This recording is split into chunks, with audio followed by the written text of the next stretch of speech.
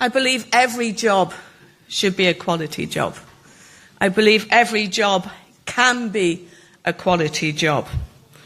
I believe that the European Pillar of Social Rights isn't what's holding us back. The non-delivery is what's holding us back. The delivery of the European social rights will propel us forward. If the European Pillar of Social Rights was fully delivered, then every worker would have the right to free and lifelong learning. Wages would be enough to live on.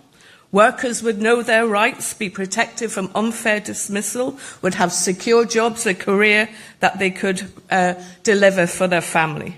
Social dialogue and collective bargaining would be real, and trade unions would be at the table. Equality would be a fact, equality for migrant workers between men and women.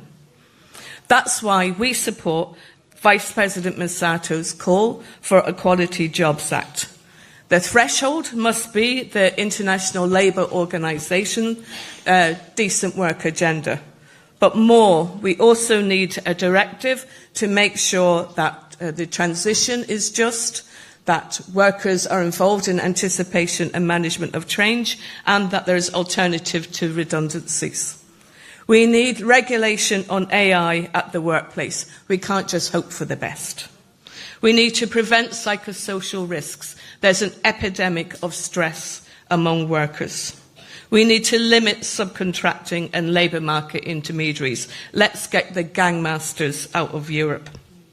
We need to mobilise all of our resources. That includes using public procurement to make sure that the money from government, from state, promotes workers to be able to join a union and to be able to collectively bargain.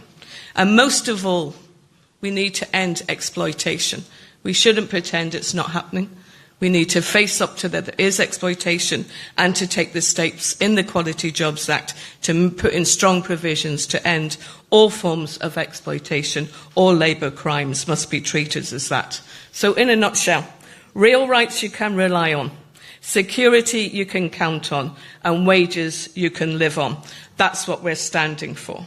I want to thank President Costa, who lives the reality of social dialogue.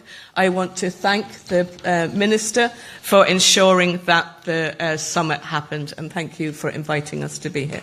Thank you.